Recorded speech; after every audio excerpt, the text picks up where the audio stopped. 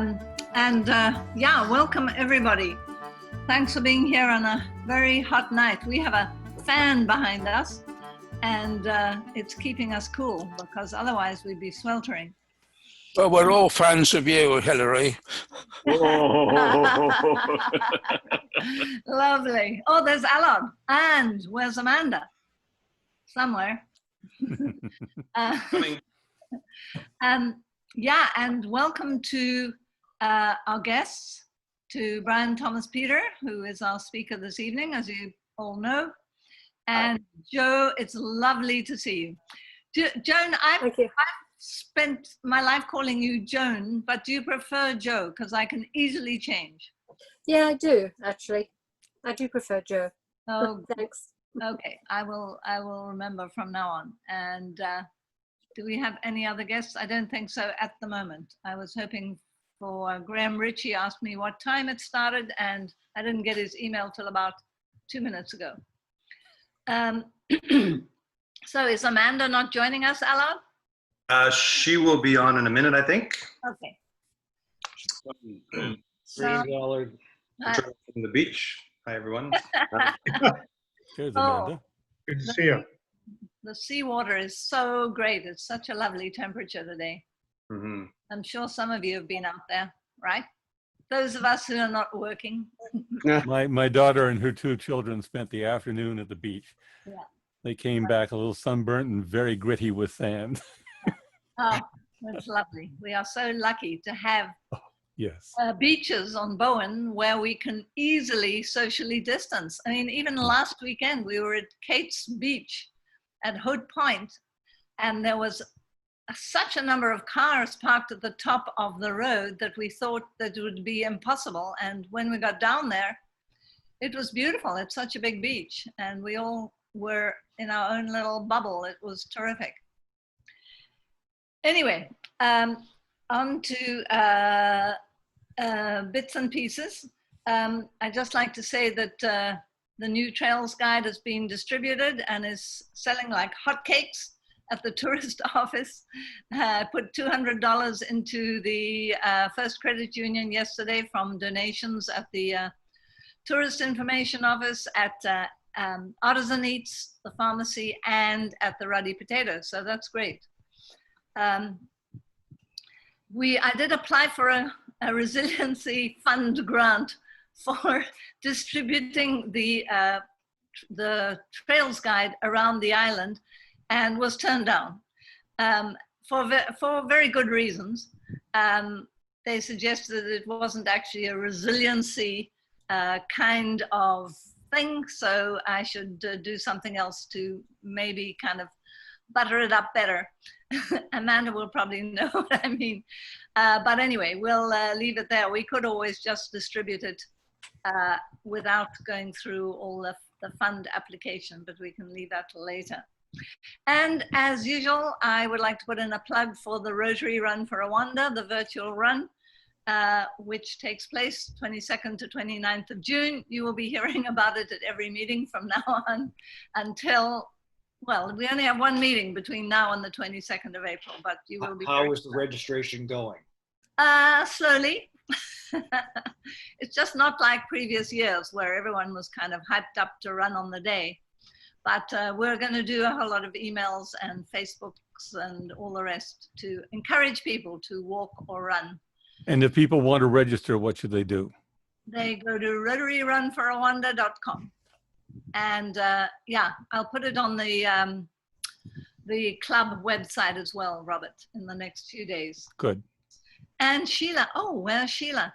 Sheila has been working hard on our bulb project, which we hope to launch this next month. And we'll let you know about it probably at the next meeting. So Ross is going to do our Rotary moment or our inspiration for this week. Brian, every meeting we have some member of the club talking for a short while about something to do with Rotary that is of interest to them, and which is usually of interest to all the rest of us. So here it is, and it's Russ Patterson who is doing it this week. Thank you so much, Russ. You're welcome, Hillary, but you took my thunder away by calling it the Rotary moment and inspiration. I was going to go, and here's your Rotary moment. Go for it. Okay, already done. Just thought I'd work the gag, that's all. Okay, so my Rotary moment is, typical Rotarian, the attitude of gratitude. I'm really, really thankful for everybody that came and sorted bottles and cans at the Bowen Island Recycling Depot on July the 7th and 8th and the 14th and the 15th. So we put in a total of 64 person hours, volunteer hours, sorting bottles and cans under the direction of Deb. Does anybody know Deb's last name? Blackthorn? No idea. Blankhorn. One more time, please. Blankhorn. Blankhorn, thank you very much. Deb Blankhorn, we were working under her. Susan Redmond was there being officious, and that was always fun. And of course, Louise McIntosh for allowing us to continue the thing as a volunteer club, sorting bottles and cans for a good cause. So this year, we raised $2,745. Short of what we did last year, 4,200, but hey, we only did it for 4 days and I didn't find it all too punishing. So thanks to all of the volunteers that showed up from Rotary, and I had a couple of pinch hitters, my wife Catherine, my friend Melanie McLeod, and we had Bairden Olson do a couple of volunteer hours there as well. He was great. He was terrific, that little guy. Yes, he was. Worked with his dad, Frank. That's it. I sent Robert a email about teamwork. It's 300 Amish men moving a barn. It's really great. But thank you all for your teamwork and making this happen. That's the Rotary moment. Thanks, Russ. And now I am going to ask Allard to introduce Brian Thomas Peter, who is a resident of King Edward Bay on the island and a friend of Joe's as well, right? Right. Yeah. So, Allard. Thank you. My pleasure to introduce my very dear friend, Brian Thomas Peter, and neighbor at King Edward Bay. So we've sent a biography and a photograph online, and I will read parts of that. And so Brian is a Canadian. He was raised in the UK and trained there as a clinical psychologist. He worked with children in care, adults with mental health difficulties, and the families of elderly, mentally infirm, and then joined a high security forensic psychiatry service. So helping those with damaged backgrounds, mental disorders became his life's work. And as an academic, clinician, and manager, he trained others in Australia and the UK and was in demand to provide expert psychological evidence in major criminal trials in the UK and advice to parole boards. He advised state governments in Australia and major inquiries into untoward incidents in psychiatric services in the UK and Australia. His academic life included 3 international fellowships, an 11-year tenure as honorary professor of psychology at Birmingham University. He's published and edited books, peer-reviewed journals, been a regular contributor to international academic conferences. He moved to Oxford as a director of the regional forensic psychiatry service before returning to Canada in 2010 as provincial executive director of forensic psychiatry for BC. So his career is drawn on clinical practice, professional development, psychologist, academia, police, policy service development, and consultancy at local, provincial, national levels. And he currently lives at King Edward Bay. He runs a small consultancy and spends most of his time writing to our great benefit. His last book that he wrote, second last book that he wrote, was The Last Truth, which came out in 2016. We had the pleasure to get early copies of that. And unfortunately, I couldn't put that book down. And so I read it in one day, which meant that I had to wait 3 years less 1 day for the next book, which is called The Kissing Fence. And it's a lovely book. And I hope we get to hear a little bit more from Brian on the makings of that book. Thank you. I'm a bit curious about what Brian's been doing with his time. The layabout. He's living in King Edward Bay. The layabout, yeah. A lovely hammock. That could be true now, I have to say. But anyway, well, that's lovely of you. Thank you, Allard, and thank you all for inviting me along today. I don't know how much time I have. Much. How much As time? much as you like. For you?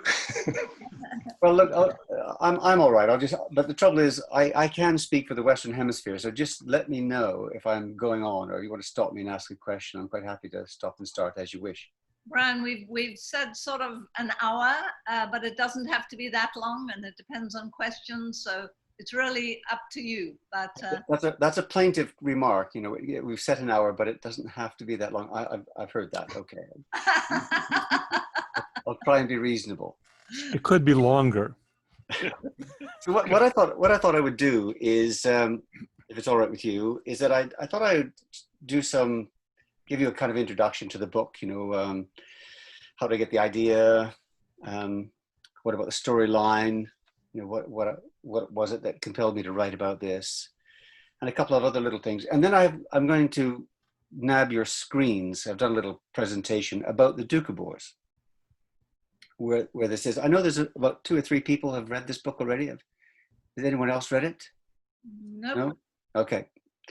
Okay, well, let me do that. So after I've done the introduction to it, I'll tell you what the book's about, so on, and my ideas about it. And then I'll do this little presentation, which will require me taking over your screen. I hope that works. I've never done that before on Zoom. And then there'll be plenty of time for questions by the time I'm done. Interrupt as and when you like. So the first issue I was going to address was, where did the idea come from? And well, I've given that away in the book, really. The idea came from an incident that happened while I was riding my bike in Stanley Park. So there's a kind of atmosphere about this. It was in November, it was dark, very dark. I had a headlight on, it was the only light. The only thing I could hear was the crunching of my wheel on a gravel path. I used to coach rugby there. So I was on my way to coach rugby. And it was very misty and cool. So anyway, I was pounding up this path. I was going uphill, and I suddenly got a terrific pain in my head. And I thought I was too close to the bush, so I moved to the side. And sure enough, another moment later, I had another pain in the head. So I moved over again. So I got to the top of the hill and it started to go down. I was going quite quickly. Remember how dark it is and quiet it is. And suddenly I had this fearsome pain in the back of my head. And I reached up, and in the process of reaching up, my hat and my headlight was pulled off my head, and I was holding on to it. And I was also holding on to the leg of an owl, a very large owl. And this is a completely true story. I'm not making this up. I can make up things, but I'll tell you if I do that. I was holding on to this owl's leg. And I looked up, and it was just like this over me. It was a great white thing looking down at me with my headlight doing this, like it was a kind of bomber command, you know, waiting for, you know, very strange experience. I had enough time to think to myself, how is this going to end? And because at this point I couldn't see where I was going. I was going quite quickly downhill. The only thing that was holding me up was the owl. And, well, too late. I was thinking about it too long. The wheel buckled and I was in the hedge. So ages I always thought about that. I still had hold of my hat. And what preoccupied me for weeks afterwards was, why didn't I just let go of the hat? I mean, I could have, it cost, you know, a couple of dollars, you know, who cares about the hat? Why didn't I just let go of it?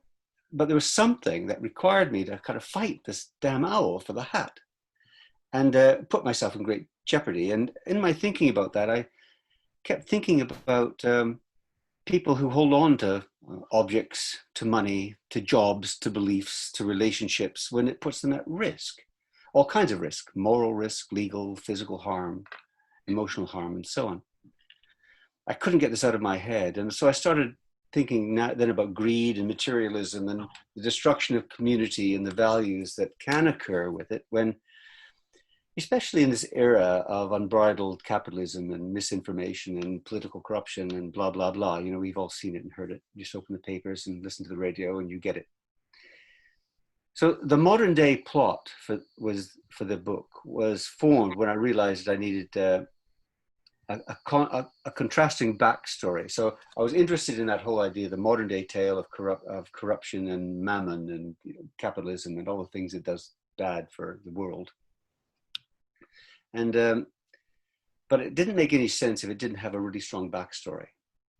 And I became interested then in the Doukhobors through a friend who reminded me of these people. And they were perfect for it. Their story, however, was not really a backstory. It was far too powerful, too relevant to the issues I was trying to get at, and contrasted wonderfully with my front story. So they became a kind of equal first. In fact, the first title of the book was The Owl, the Hat, and the Owl, the Hat, and the Cyclist. But it turned out to be The Kissing Fence. It kind of owed to the importance of the Doukhobor people in the story. And I'm going to give you a really good description of why the Kissing Fence became important, that particular. So the Kissing Fence is about the Doukhobor people. The New Denver experience, I don't even know that, but I'll describe something of that to you as we go. And their struggle across generations in Canada. But actually, it's not simply about the Doukhobors. It's a bit too easy to limit it to them. It is really a story about how we become what we are and who we are from generations ago, and how our sense of self and place in the world gets corrupted with the destruction of the things that are really important, lineage, continuity, connectivity. And you can see that happen really clearly with Aboriginal people and communities around the world like that when they get broken up, when they get interfered with. The Doukhobor experience is a really excellent example and illustrative of that destructive process. And it could be documented really carefully to see how that worked. And I wanted to kind of use that as a mechanism to get to the issues I had about how, the way we are living changes our values about the world and doesn't do us any good. But also it's a bit finer than that, If we look carefully at ourselves as individuals, we can kind of find that thread drawn through years. Sometimes we need help in doing this. That's what counselors are for. Drawn through years and decades and generations that influences the choices that we make every single day. And it's that kind of connection between the kind of broad socio-political influences and the individual choices that I really wanted to explore here. So while the modern narrative is about the accepted Western values of our time, such as individualism, opportunity, materialism, self-reliance, and so on, the Doukhobor heritage is about community, obligation to others, dedication to values, steadfastness, and selflessness. And the gap between them is really, it's obvious. And in The Kissing Fence, I use the Doukhobors, specifically the Sons of Freedom, that rather unusual splinter group, to both put in stark relief the values of today and also lay out the challenge that they experienced being true to their values, and they were desperately to hold on to their values and to hold on to their history. But the storyline served another purpose. They were divided by the intervention of the Canadian government. They were betrayed horribly, had disastrous consequences for the Doukhobor people. Many of the Doukhobors were kind of lost to their faith. They struggled to find their way back, and echoing the central theme of the modern day story about someone trying to find their way back from having gotten into trouble, having lost their own values. And moreover, the kind of deliberate dislocation of children from the community and families is a recurring reminder of transgenerational trauma in populations treated in this way. And all this is a challenge to the Canadian narrative of being liberal, inclusive, tolerant, and so on, which we are, and I'm very proud we are as Canadians, that we aspire to these things, unlike our southern neighbours who seem to aspire to something completely different. But they remain aspirations, all those things that we're after. Our Canadian experiment isn't over. We haven't finished it yet. There's lots of things to do. And examples of dark Canada, like the events in New Denver in the 1950s, and the relevance today reminds us that, how much we have to achieve. So that's really about the book. It's really a modern day morality tale. And I could go on about that, but I won't. Let me get on now to the bit of presentation that I was wanting to show you. Now, I wonder if I can get you to. Your share screen is the green button in the middle of your window at the bottom. And you can pick whichever of your windows you want to show to us. Okay, well, I'm just going to try this. I'll place share screen and hang on here a moment. And you have lots of options, but one of them will be the screen I think you want to show us. Desktop 1. In fact, it's desktop 2 I want. Can you see this one? Can you see this? You have to select it first. You haven't done it yet. I see. I'm glad I've got a tutor here.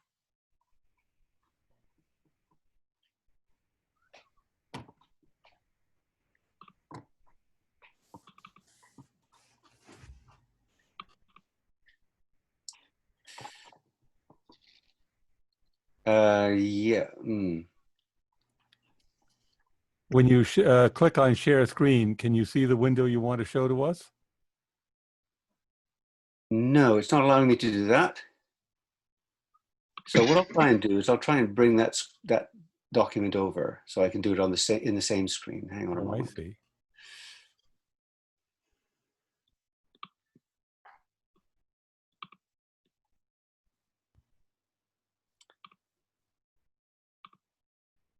Can you see that? No, we're still seeing everybody else.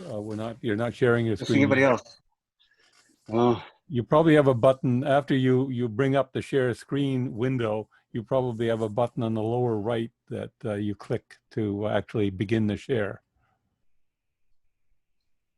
It says share screen, but I've got to do something else. Well, you need to select the screen you're going to share, or you can share your entire desktop, which you probably don't want to do. Bingo. There you go. Have I done it? Yes. Yeah. Very good. Can you see that? Perfectly. Yeah. Oh, that's excellent. Thank you. We're looking at the cover of the book, right? Yeah, that's right. Okay, well, so I'm going to start you in this unusual bit of Eastern Europe between Georgia, Turkey, Armenia, and Azerbaijan. Now, the story I want to tell you about the Doukhobors is that this starts in 1895 with a critical event which is described as the burning of arms. Very interesting phenomenon, the burning of arms. Essentially what it was is the Doukhobor people became pacifists, so they were always a little bit pacifist. They were agrarian, low church people who didn't like the Russian Orthodox Church because it had too many icons. And if God wasn't in your heart, there was no point in having a church or a Bible or a cross or any of these grand things. And on one particular night, they were instructed by their leader, Peter Verrigan, who was at this time in Siberia in exile. The Tsar had exiled them. They were instructed not to fight and not to respond to the Tsar's demand for conscription. And also in 1895, everyone was to take an oath of allegiance. He was anxious about the Ottoman-Russian wars that had been trundling on for decades prior to that. And instead, 7,000 of them obeyed Peter Verrigan and actually threw all their arms, their swords, their rifles, all their ammunition, and threw it on a bonfire. And they did that in those 3 spots that I mentioned to you earlier.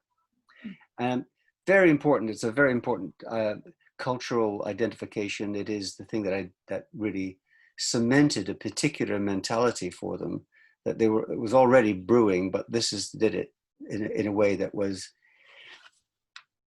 irretrievable. Unfortunately, it meant that the Tsar slaughtered them. And they had been for 100 years, 150 years before that, they'd been moved from pillar to post. They've been exiled and returned from exile. They've been split up and treated very badly. And every few years they'd be moved on. And at this stage, the Tsar decided that he was just going to deal with the problem once for all, and started to have them beaten and slaughtered and rather wholesale. But they were saved by this man. This is Leo Tolstoy on the left as you look.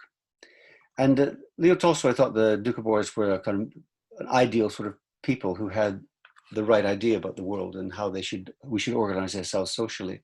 And he came to their rescue, really. What people don't often say, though, is that he was the cause of this. He was the one that was advising Peter Verrigan, and as a result of his advice, Peter Verrigan advised his people, Doukhobors, to go against the Tsar. So he nevertheless tried to rescue the situation by speaking to the Tsar and negotiating the transfer of 7,500 Doukhobors to Canada. He negotiated that. On the right is his son, Sergei, who played a part in that. Sergei actually went with the Doukhobors in their travels to Canada. And I'll just tell you a little bit about that. Just on an aside, Resurrection was his last book, and he was writing the novel Resurrection at the same time as negotiating on behalf of the Doukhobors. And in fact, his wife actually wrote in her own journal that she was fed up with him. All he could think of was the Doukhobors in Resurrection. So they were, and if you read Resurrection, you can actually see elements of the Doukhobors and the story within Resurrection. And in fact, in my novel, it's no coincidence that my primary protagonist, a guy called William, follows the path very similar to the primary character in Resurrection, the same kind of journey in a modern day context. So he negotiated the agreement, or helped negotiate the agreement with Canada for 7,500 people coming to Canada. And under these conditions, they were going to be granted land to live in Saskatchewan, and under the Homestead Act, that was going to be modified. So I don't know if you know anything about the Homestead Act, but everyone was to be granted 160 acres, and you had to prove up after what they called proving up. After 3 years, you had to have built one dwelling, and you had to have at least 1/3 of it turned over to some agricultural purpose. So that was the whole process of it. But they modified it so that these communal people could live communally on one patch in a little township, as it were, and farm the remaining land. They would also be exempt from military service, and they could live in accordance with their cultural and religious beliefs. And so the idea was that they were going to do this, and they assembled then in a little place called Batum, or Batumi, on what is on the west coast of Georgia, what was then Russia. They came down in their thousands, of course. They spent every penny they had, and by the time they arrived, they were pretty threadbare. They had no money, no food. They were starving. Had it not been for the generosity of a few people, it was winter, of course. It was. They were there. Some of them were there for months on end, living outside in snow. Had it not been for the generosity of a factory owner who allowed them to sleep on the floor of the factory at night, they would have perished. Many of them, thousands of them, would have perished. And so they finally managed to negotiate this trip. This is Batumi in 1881, so it wouldn't have been too very different from the time that they were there. That painting in the distance on the left there is very similar to the boat that they were on. It took a long time to hire the boats to take 7,500 people from there to Halifax. This is the first of those boats. You can see it was the Lake Huron. It was built in for 1,000 people and did the Liverpool-Halifax run. There were some 2,000 Doukhobors from Batumi to Halifax in that December of 1898 into January, arriving in January 99. And there were no bunks on board. They arrived without any place to sleep. And you can see the conditions in these two photographs of going across the Atlantic. Now, as someone who sailed the Atlantic in a sailing boat in June and didn't enjoy the experience a great deal, I can't imagine what this was like for these people. Especially when you see the next ship, which was the SS Lake Superior. These are mid-Atlantic shots of that journey. And you can see that there's no protection at all, and they're sleeping almost in the open underneath those gunnels along the side. It was a horrifying experience, must have been, and many of them, not many of them, that's a few of them, some of them died. You know, some of them arrived with smallpox and other things. The second lot of trip, they went back and got another load each, the Superior and the Huron. They arrived back and they had to all then go into quarantine. They wouldn't let them go on quickly. But anyway, they did arrive, and there they are. They arrived, you can see that they're very robust people standing there in the snow, wearing their traditional costume. That's pretty well all they had. But they were in very rough shape. Then they got on trains and they went to Saskatchewan. The doors opened, there was Saskatchewan, and they had to get on with it. It was January. They were allowed to sleep in some very difficult conditions. They were housed, if you can call it housing. It was extraordinary. But they did it, and they amazingly thrived. Sergei, who was on his way home by this time, wrote in his journal that you know, one cannot deny the loyalty of the tenants of people and their perseverance and their willingness to actually live their faith and their readiness to suffer from it. Well, we'd already seen that, of course, in their previous history. He also said it was a pity that these good people have left Russia, and he went on to say that the first few years in Canada were going to be difficult, but their future is assured. Well, the first statement is 100% accurate, but the second one misses it by a very, very long way. They had a torrid time in Canada, even though they were prosperous in so many other ways and so productive in so many ways. And just to run through a few things. In 1904, the Homestead Act was modified and disavowed by the new minister, and the settlers had to sign an oath of allegiance. Remember that from previously in Russia, and sign land title as individuals. Well, for the Doukhobors to sign and own a piece of land, it's a bit like two fleas on a dog arguing whose dog it is. It just doesn't make sense to them. You know, they can't possibly own something that God has created. It's not realistic. And so they never intended to do that. But 2,500 Doukhobors did, in fact, sign for individual land title and took the oath of allegiance. The majority did not, and 5,000 left for BC, abandoning homes, factories, and bakeries. It could get complicated if I filled in the time between 1904 and 1932, because there were terrible financial things that happened with land sequestrated back from the government. Millions of dollars of value was removed from the Doukhobors in a strategic move to effectively destroy their culture. But enough of that, perhaps another time. But in 1932, 352 children were removed from the parents. Parents then were imprisoned for nudity. Some of those children died without record. Their record has been lost. These are infants. Others were never heard of again. And when those, literally, I mean, they were sent to reform schools, hospitals, mental hospitals, some to children's prisons, also, all over the place. Some were adopted, some fostered. Some were recovered, but many of them were never heard from again. But when these adults did return, they recovered, they went to Crestova to set up a new community. There, of course, they were bitter and embittered by that experience. But this is important, this next bit, and this is where my book starts in 1953 on the 9th of September, Perry Siding, which I'll tell you a little bit more in a minute. The RCMP marched on the Doukhobors, who were, at that point, they were naked and they were in prayer.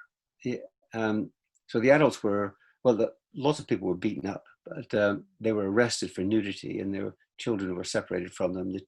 They went to prison, the adults went to prison, the children went to New Denver, where some of the story occurs.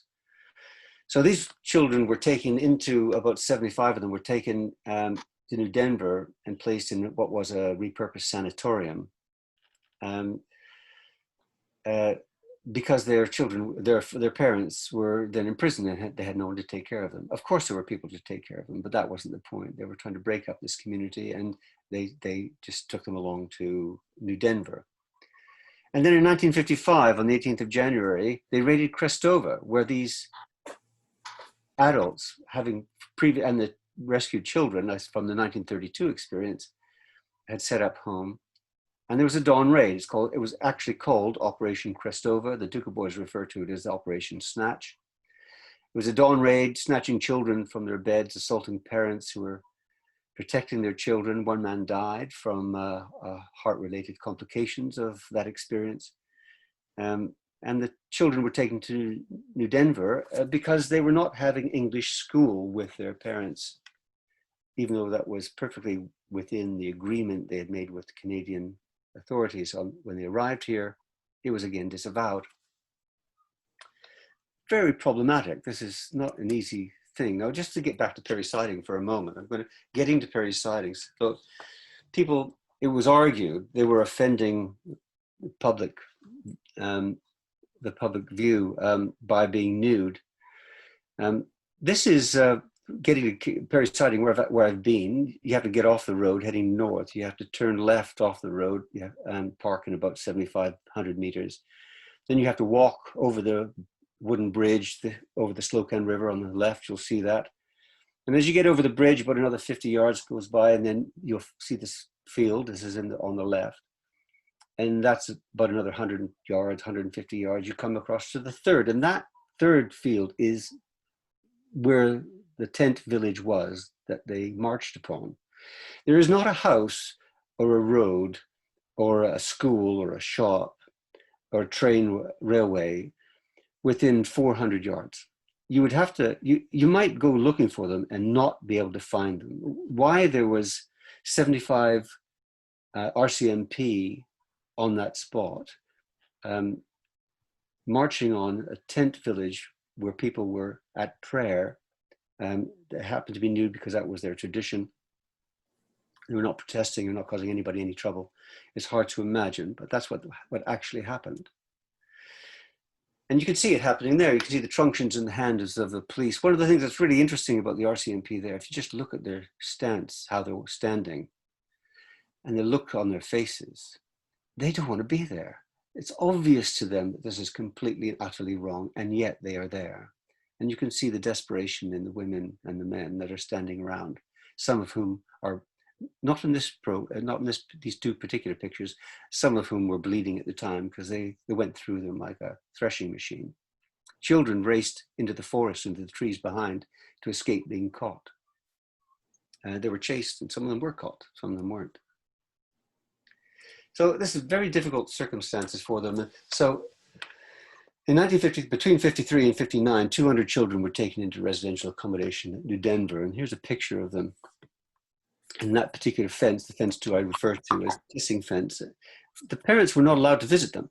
They had to visit them, but on the outside, they couldn't go in to see them. They had to visit them through the fence for 1 hour every 2 weeks, regardless of the weather. Very difficult. New Denver is a very remote place. It has a good road there now, but it wasn't always a good road. Very difficult to get there indeed for 1 hour to see your children. And this is New Denver now, the New Denver dorm. And you can see it's a very plain building. It's a repurposed sanatorium. It's now still used as a health facility. It was actually got the name sanatorium because it was used to house the Japanese internees during the Second World War who had acquired tuberculosis. And there were still some elderly Japanese people recovering from tuberculosis when the first children arrived in 1953. This is the annex that was built after the 55 raid in Crestova, and segregated for older people. And this is for the younger, the intermediate people, children. The boys were on this side, and over there, the girls. That's where they put the little ones.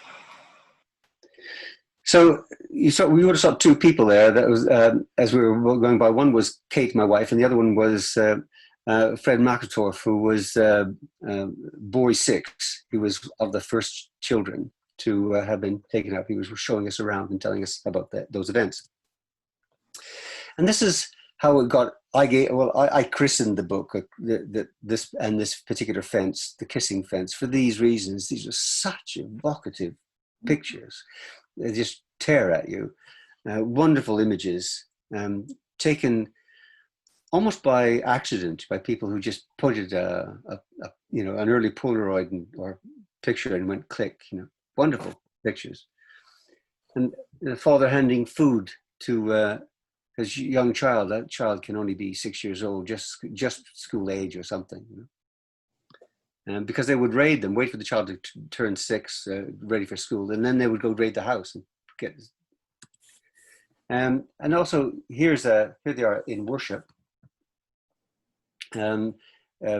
Bread, water, and salt being on that table. If the Doukhobor, a confirmed Doukhobor, gives evidence in court, they take an oath over bread, water, salt. These are the essence of life. Simple, nothing complicated about it. But you can see the father outside and the boys inside, all trying to take worship. So after release, things didn't get a lot better. I mean, the community was infused with a large group of very angry young people willing to be militant, and they got violent during the 60s. And you've heard much about the violence and the bombings that went on in the Kootenays during the 60s. Well, here's why. You know, there's 240 Doukhobor men, perhaps as many as 100 graduates of New Denver, were subsequently sentenced to very long prison terms for acts of arson and causing explosions. They were wild with rage.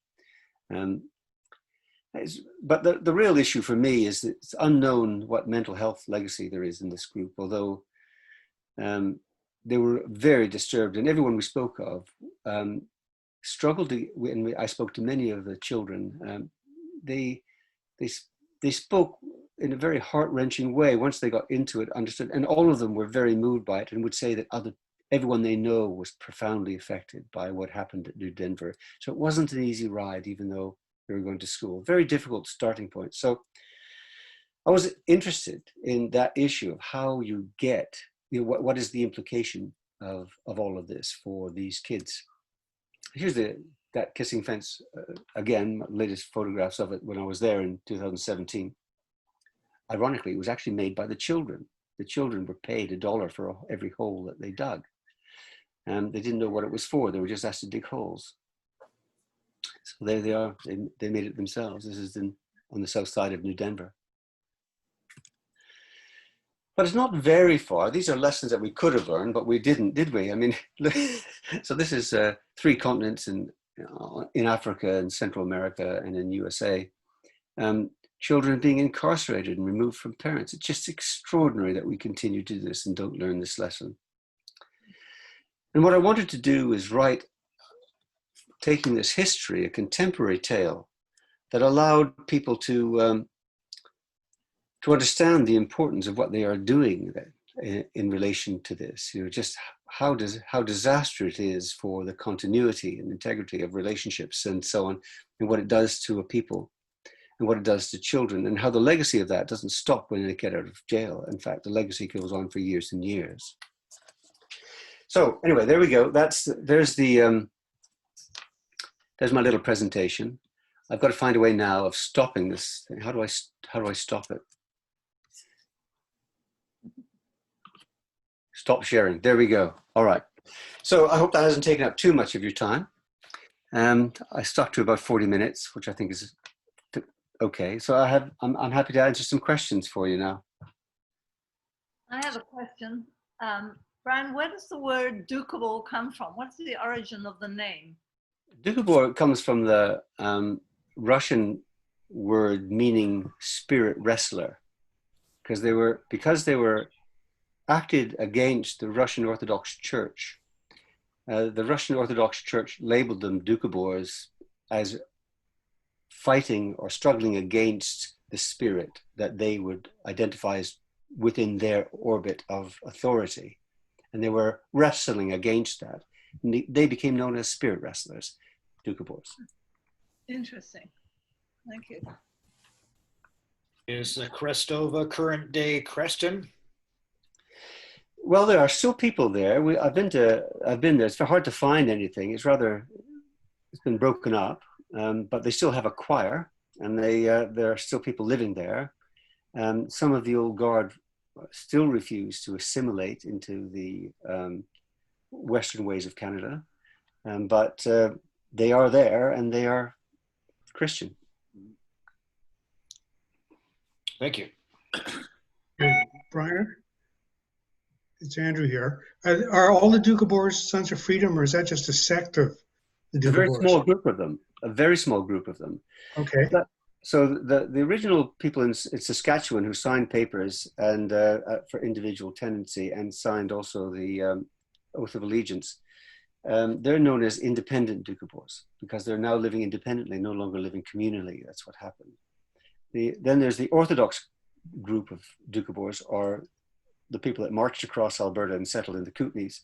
And the Sons of Freedom emerged soon after they arrived because of their desire to maintain their faith as they had brought it, maintain the agreement that they had with Canada, even though it had been disavowed by the Canadian government, and to resist their colleagues of the Orthodox community to go further into the process of assimilation. That's what they were aggrieved about. Of course, they were doomed from the beginning, but that's what they were concerned about. Thank you. Brian, you had to create some new characters, and there is a dramatic arc to the story. Can you talk a little bit about that? What's a dramatic arc? I don't know. Presumably, presumably somebody's life is changed and they are either better or worse for it, and you take us through that journey. So I think that's kind of what I mean. Well, there are two parallel stories in the book. The first story is about a modern day tale of a businessman who lives in West Vancouver, works in North Vancouver. He imports bicycles as a living. He's not a very pleasant human being. He's unpleasant to his wife. He's detached from his child. He's not very pleasant to his work, to the people he hires in his business. And he gets mixed up with some difficult people, some criminal elements, in an attempt to reveal his bitterness about the world and his sense of entitlement. And in doing that, he gets himself into great trouble. And when he gets into this trouble, he tries to find a way out. Now, what's interesting about him, from my point of view, is that in some senses, he's doing everything right. He's a businessman. He's determined to generate income and acquire wealth by taking opportunities he can and building his business and so on. These are things that we think are good. He's employing people. That's also a good thing. He's looking after his family and so on. That's a good thing. There's many things that he's doing good, but he's actually a very miserable man. And he's hanging on to these things as if they are his lifeblood, but actually they're draining his lifeblood. And when he gets into trouble, he starts to realize this. And he tries to find a way back. And that's the story, really. The parallel story is the one in 1953, starting in 1953. With the children who go through this experience and then try and find themselves subsequently. And the two stories come together at the end. And I don't want to tell you that because it might spoil it. But the arc is really, the primary arc is about William, the protagonist, who, a bit like the prince in Tolstoy's story Resurrection, is suddenly faced with the fact that his own privilege, his own actions, his own behaviors have been part of a systemic corruption or systemic disaggregation of the wealth of other people. He starts to realize that what he is doing is actually part of a privilege that other people don't have. And he seeks to find his way out of that realization, and increasingly in that process has to understand his own heritage, his own cultural heritage and so on. And when that happens, there are interesting things that go on for him. I'm looking forward to it. Good. Good luck putting it down. So it's a novel, right? Absolutely. Okay, what made you decide to write a novel rather than an account? Because it sounds like you could have made an extremely interesting book out of just real life accounts of what happened to these people. And I believe your previous book was a novel as well. Do you find it easier to work through that, the medium of writing a novel, than a report or an account, a true life account? Yes, I suppose that's true.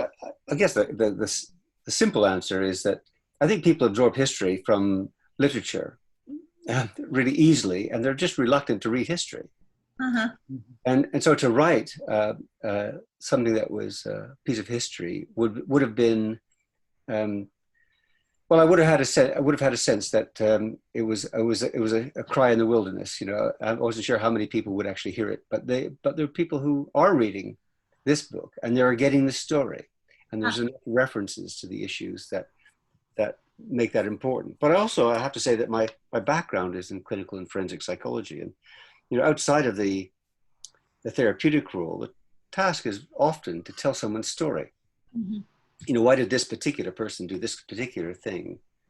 And what does that inform us about what we have to do to stop them doing it again, or to help them do something else, or to live safely in the world, or whatever it happens to be. So in a way, it's the kind of intimacy of an individual taking those historical events and tracing those issues into the psyche of a particular individual. That's what brings history alive for me. That's what that's what makes the issue so interesting. And so that's what I'm trying to do.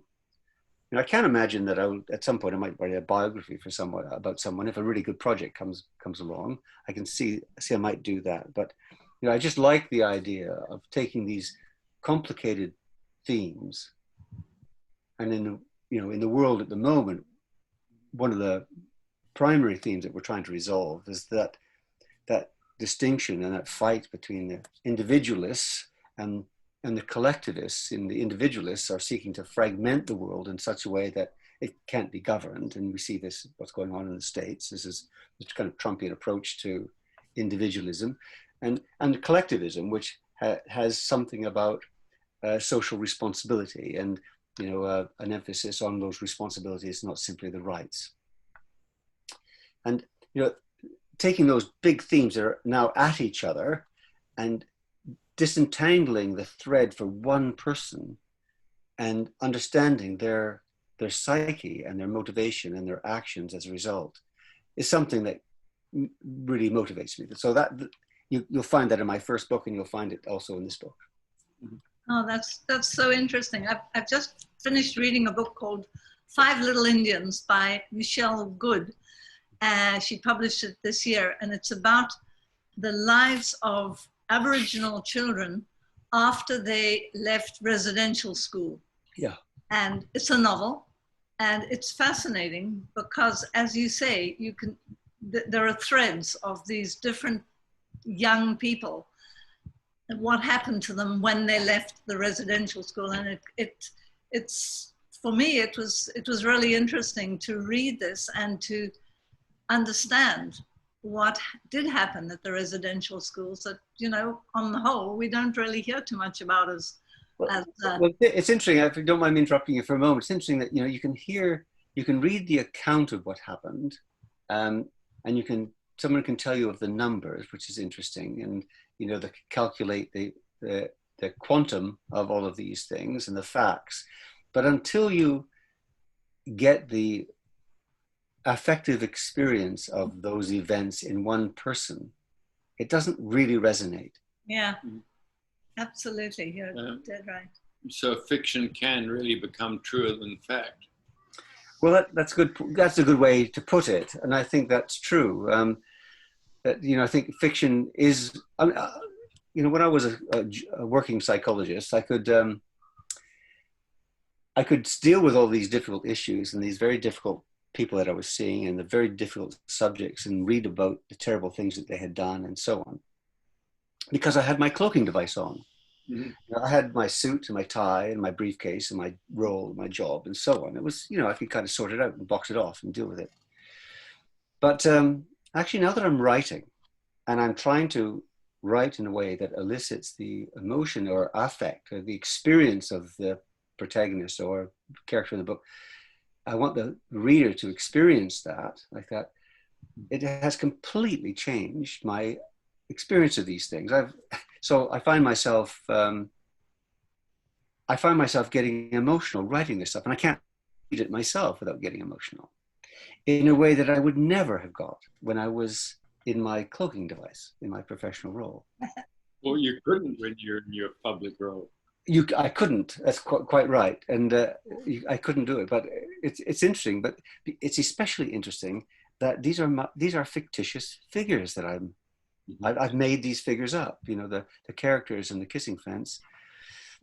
You know, William I've made up, Nina I've made up, Pavel I've made up. All of these people have been made up, and yet their affective response, their experience, the phenomenology of what they're going through, lands on me so heavily that it upsets me. Have you had any return or reply from Duke-Boers who have gone through this, and have they spoken to you? Yeah, do you know what the most, well, two things. The most frequent comment, they like it, they love it. In fact, I had a little group of Duke-Boers who were reading pieces of it as I was going, just to make sure that I was being responsible with the stories they had trusted me with. So I did quite a lot of that. So I wasn't surprised when they liked the books, because obviously I'd had quite a lot of consultation in the process. But the most surprising thing they've said to me was, I'm really glad you wrote this book, because now my children will know what happened to me. Mm-hmm. Huh. And it was as if they couldn't find the words to express what had happened to them and the impact on their community until somebody else had written it. Mm-hmm. And Yeah. they're very grateful for that. And I was very touched by that. Well, I mean, and that goes right to the heart of the storyteller as a mythic character, doesn't it? I guess it does, yeah. Yeah. The other thing they said, which is interesting, this is the Duke-Boer population, is that what's all this stuff about William? So many of them thought it was only going to be about the Duke-Boers. They didn't realize it was a bigger book about, it's a modern day morality tale. They hadn't kind of quite clocked that, but they do now. Yeah, good. Can I Thank you. sort of jump in for a minute, please? Sorry, I didn't hear you, Adam. Okay, can you hear me now? Sorry, can you hear me now? Yes, I can. Okay, good. I just want to jump in to make a couple of points. I think the real problem is that, of course, we're not understanding the, how can I put it? The ununderstanding of it doesn't matter whether you're going to talk about white elites or whatever, but we don't really understand the people who didn't get understood. But we still have here on the island lots of people who, they're not Duke-Boers. We don't have Duke-Boers. At least I don't think we have any Duke-Boers here on the island. But basically, they're in the same kind of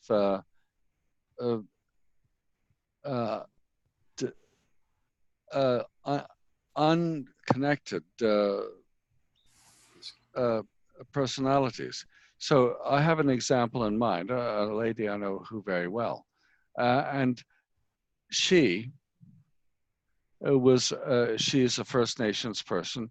She was scooped up in one of the various First Nations scoops, et cetera, et cetera, et cetera. Mm-hmm. She, I hope, has come out of it. But how?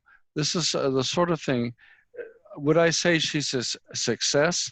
No, I think she's been irreparably branded by all of the things that happened to her. But on the other hand, it's something that sort of falls into the same thing as Duke-Boers, whatever. Canada is full of places. And yeah, I'm a Canadian. I lived here all my life. I did not actually get born here. That was all to do with the Second World War. Mm-hmm. But the fact of the matter is, we have not really figured out how to deal with all of the people who had various, I won't say brandings, but sort of disassociations is probably the best word. And I think trauma is not a bad word. what? Trauma. I think people. Yeah, trauma is definitely it. I know my mother had trauma. Sure. My father had trauma in both directions. He came from Canada back to England and then came back again. Yeah. Yeah. So I think that you're probably right there. What we really need to do is understand how, as you say, trauma affects people. I know it affects me, not likely, because I not a big problem. It affects my wife's family, particularly her family. They don't get the idea that Canada is not Britain, and you can just sort of go backwards. Yeah, it's certainly a challenge, but the book is intended really to pose questions like that, about transgenerational trauma. But it's actually a bit more intimate than that. The questions of this book is what does it take to see the kind of existential crisis that my protagonist is going through? What's it take to see it coming? How and do something about it? And then what do you have to do? What has to happen for you to let go of the things that you think are important in favor of the things that actually are important?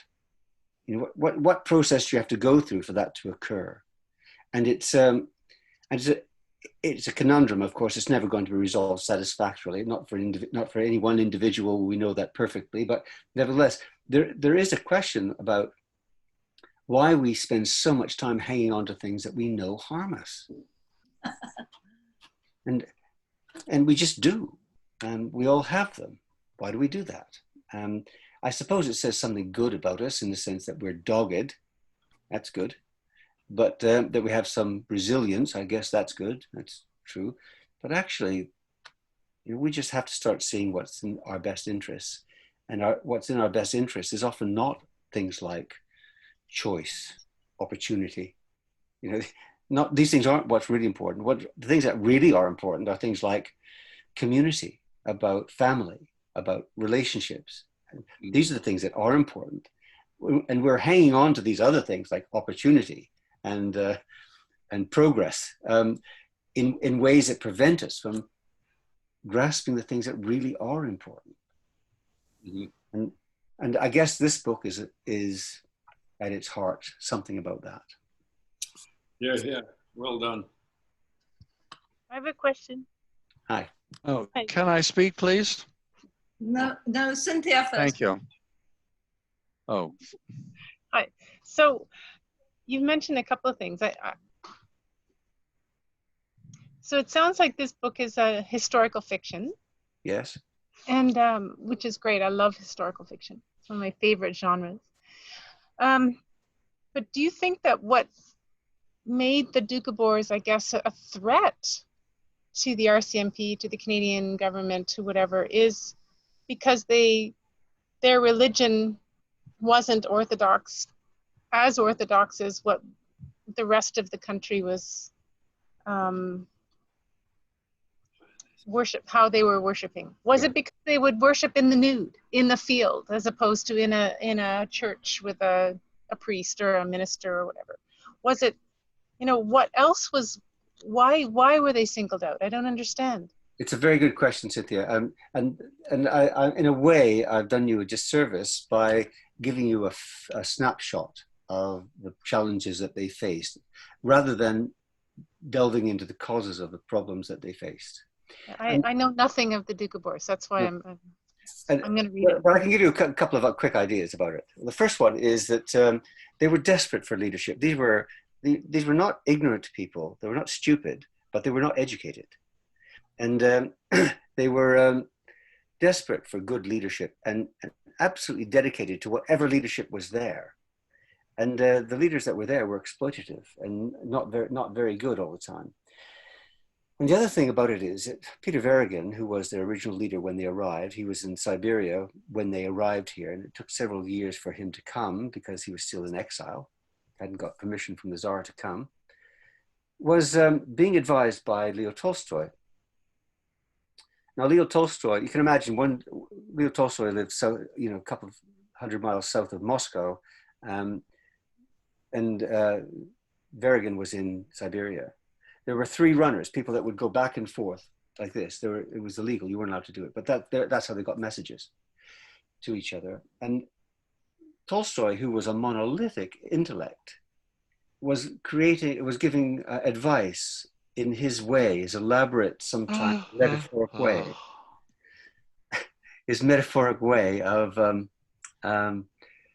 to Peter Verigan. And Peter Verigan was interpreting this and then sending his interpretation of that intellectual stimulation, it should have been, rather than advice, to Canada, because he also had things going.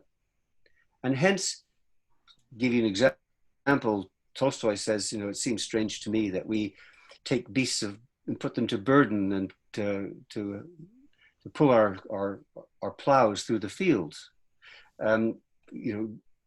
Birds, animals in the forest, bears, they don't need to hire anyone or to take advantage of another animal to survive. God provides. And so what did Peter Verigan do? He told the Canadian Doukhobors, well, why are you putting your horses and your cows to work? Why God should provide. So why are you using leather in any way? So what did they do? They took all their clothes off and threw them on the fires of their own homes, opened the gates of their fields and allowed their cows to go walking. And they went on a mass walk in Saskatchewan in November, naked, eating apples that they could find at the side of the road and living off the generosity of whoever was there. So Canada actually had a federal plan for how they were going to cope with large-scale exposure deaths because of this. They were just bad. Of course, Peter Verigan finally turned up. He was met by a large group, several thousand of naked Doukhobors. And he said, for God's sake, what are you doing? Put your clothes on and go back to your farms. And that led to another split. Those people who had taken his advice as being gospel and wanted to sustain that advice, and those people who said, oh, I'm cold, I'm going to go put some clothes on and get back to the farm. So that kind of distinction, that bad advice, wrong, misinterpreted advice, misgiven advice, was fundamental to their problems. They were also not very good with money. They made money errors. They were exploited by exploitative leaders. They were a very difficult group. Every time you got close to an answer with them, they would change the question. There was just not a clarity that anyone could really deal with. So I don't want to give the impression that they were completely innocent and all the wrong happened on the side of the RCMP and the Canadians. The Canadians the federal government did betray them fundamentally, and that was the fundamental issue that caused all of this problem and continues to cause this problem. But they were a very difficult and contentious group that didn't make it easy for anyone to help them. I think that's true of any group that is. I think that in addition to that, it seems to me that it's gone from my mind now. I had it just seems to me that when you have a very, very contentious group, a very adamant group, they separate themselves from the plurality of the society in general. And the plurality of the society doesn't make place for them. It excludes them because, in fact, that's what a plurality is. That's how it operates. And so there would be very little sympathy for naked people running around in November in a sane society.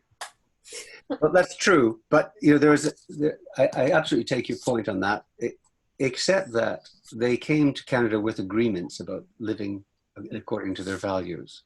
Mhm. And they were never going to integrate into society because that was their agreement. They didn't have to. Mhm. No, I understand. They wouldn't have been here if they had to do that. Yeah, no, I understand that. And it seems to me that that's where the nux or the nub of the matter lies, is that once they were here, they were part of society and had to be dealt with somehow, be rationalized, and they weren't actually appearing to be rational. Yeah. And so the plurality. They were very difficult to understand. And although, having said that, they were very conveniently misunderstood. Yeah, oh, I should imagine. But and it was convenient in this respect, so that when the land was taken off them in Saskatchewan, there was almost, there was an unseemly scrabble to pick up their land at a few cents on the dollar. Yeah, yeah. Oh, rather like the Japanese in BC. I mean, exactly that. Same again happened with with what happened in the Kootenays. I mean, the Kootenay Airport is on land that was sequestered from the Doukhobor people. Mm-hmm. Usetchi Road goes alongside of it. That was the main road of a village, in fact, that was removed from the Doukhobor people because they actually wanted the land. It wasn't anything to do with anything right or wrong. They just wanted the land. Yeah, and were prepared to do it. Yeah, and it's a football history. Do you happen to know if there's been an attempt to reconcile with the Doukhobor people that still exist? Oh, what an agony that is. There has been on several occasions a move to, in fact, this BC government has said they were going to consider an apology. Some time ago, there was an apology, but nothing has happened. There was some time ago, about 10 years ago, there was another attempt about that. And before that, another 10 years, there was some suggestion about it. But they got to a point, and this is an issue that I got a critical moment in the book for my protagonist, one of the protagonists, where BC government said that they were going to offer an apology. So a representative group of Doukhobors from the Freedomites went to Victoria, and a statement of regret was made instead. And this was profoundly disappointing to the group, and they are still troubled, have sleepless nights about it. So there's still been no apology. Good Lord. Yeah, and even if you were to apologize for taking the children away for no good reason from their parents, and I've read the statements given by the mothers of the children who were taken in the Christova raid, who gave formal statements about that. I came across these statements in a very bizarre way. I was visiting New Denver, and I was at the Nike Center, which is the center which is restored a camp where the Japanese were kept during the war. And this young woman came up to me and asked me if I was interested in the history. I said, yes, we're talking. And I told her why I was there. I was interested in the Doukhobor experience and the New Denver experience for the children. And she said, well, I think I might have something for you. And she went away. This is in the Nike Center. This is, 100 yards away from the... And she came up with a sheaf of papers, and the sheaf of papers were these statements from the mothers that she handed me, gave me. Which they are the most moving documents I have ever read. They are extraordinary things. But it was wonderful to have that. I don't know, I've forgotten your question, but it was connected to that somehow. What made them decide to release the children? How did that happen? That's also interesting, because remember, the first children were there only because their parents were in prison, but they were kept in prison after their families were released. Right. And the second lot of children were taken only because they were not going to English school, Canadian school.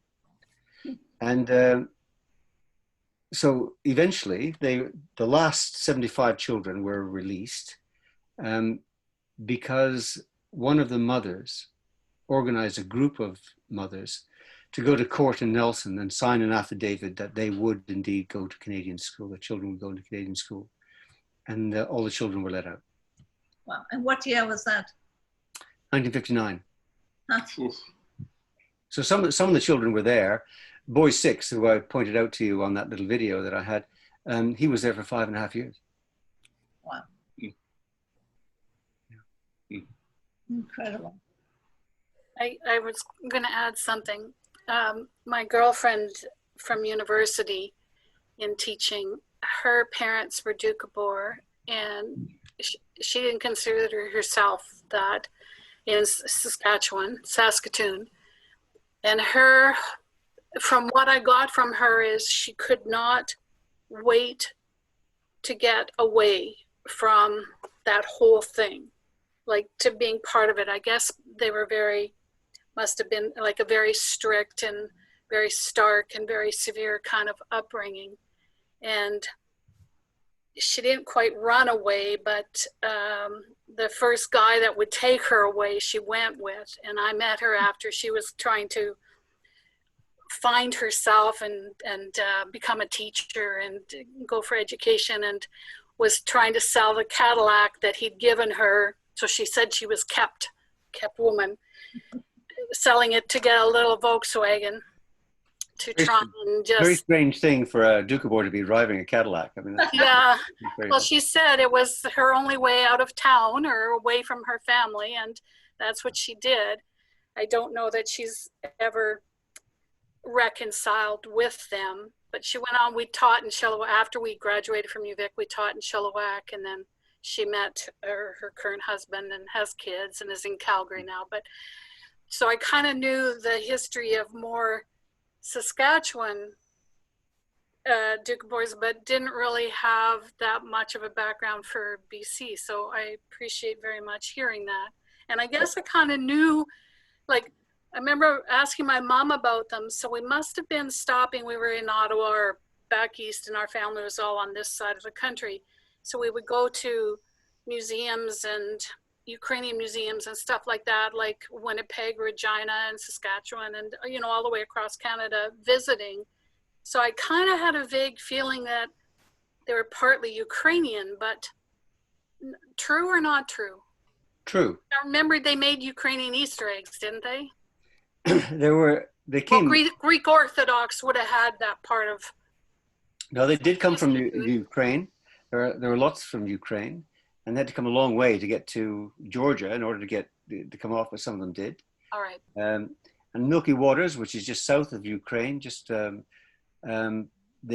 just south and east of the Ukraine, was an area where they lived for many years. So there's certainly a Ukrainian influence there. Okay, because I had a vague memory, and I'm like, why am I thinking that? If it was, do they speak Russian? Like, is that part of? They do. And did their kids get to keep that language, or? Yes, and now there's Russian immersion schools in the Kootenays. Huh.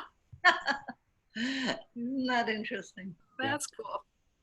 That's cool. Well, thank you though for the background and stuff. It's like, I guess I knew some of it, but it's like, okay, it's clearer now. I appreciate having that. And looking forward to seeing how you blended that in with your book. So. Well, thanks. One interesting thing I'll tell you about that, though, is that the people that we spoke to in the Kootenays, who are all living as independents now, there's no communal living amongst the Doukhobor people in the Kootenays at the moment. Almost all of the ones that were old enough to remember those days of living in that communal environment, which I describe in the book, in fact, a little bit, so people get an idea of it, they all wish they could go back to that. They think of it entirely fondly. There's nothing about them. I'm sure there are vagaries, and of course there'll be some of those that didn't work out so well, of course. But 5, 6, 7 families would live in the same house, and there would be. Everyone would have a job, there was a rhythm and a routine, and it was for the people who lived that, it was a joy to them. It was warm, it was comforting, it was fulsome, they had purpose, and they would like to go back to that. Did the Doukhobors back then, did they trade like with people around them? Like They did. Actually, that caused them a little bit of trouble. They were responsible in Brilliant, for example, for cultivating huge areas of fruit trees and producing jam during the war, for example. And now the problem with that, and they also built a brick factory and a whole series of other things. The problem with that is that they worked without labor costs because they worked communally. And the local population, of course, couldn't compete. And as a result, there was a certain kind of animosity between the business communities, as it were, who had to pay labor costs, who were struggling against this competition. And I think that was at the heart of some of the disenchantment and the willingness to behave unfairly towards them and have their land sequestered and all these other political things that went on. This is so interesting. We could go on for well over the hour, and we already have. Well, I warned you that I could speak for the Western Hemisphere. Oh, it's just so fascinating. Thank you. Has anyone else got any questions that they would like to pose to Brian? If not, as you can tell, we were fascinated by what you had to say, Brian, and I think we're all looking forward to reading your book, which very much many of us have not seen at all. So thank you so much. What are you writing another one at the moment?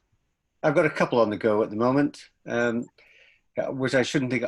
Once I start talking about them, I'll go on and on. So I better not. But I do have a few things on the hop. Well, that's good news. Excellent news. Allard, thank you so much for suggesting that Brian would come to the meeting. If I may, I know where you all live, and I'll get a book to each of you. I think it's an important book. It's been put forward to the Scotiabank Gila Prize, and we'll see in September how it fares with the long list announcements and so on. So Amanda and I are very lucky to live next to Brian and Kate. Thank you, Brian. Thank you, Brian. In return. All right. Well, thank you very much. I really enjoyed talking with you guys. And I'll sign all the books. Beautiful. That's terrific. Before we adjourn, just a few messages about our next meetings. No meeting next week. We are down to 2 meetings a month, which I think is a great idea. On August the 13th, our daughter Margaret Butler will be talking about COVID in Rwanda and other countries in Africa, which is a very topical issue right now, where people are hesitating between the danger of COVID and starvation.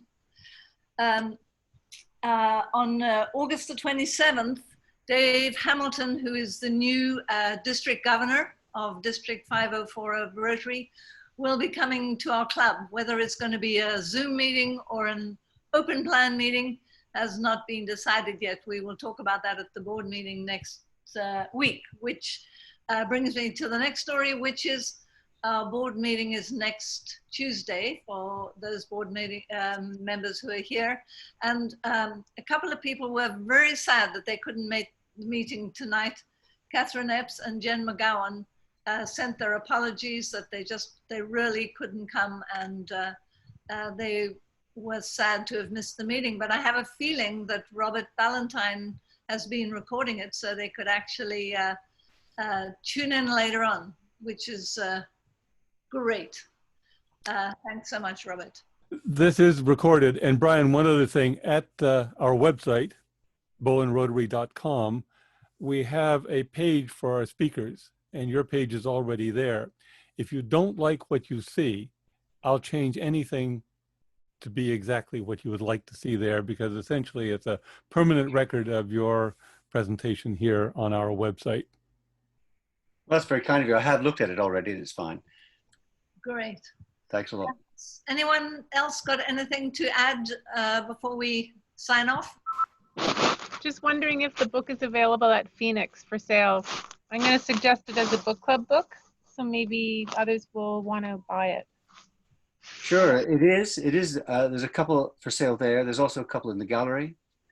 And if you are thinking of putting it to a book club, I'm happy to drop into that book club on Zoom or even in person if it's allowed.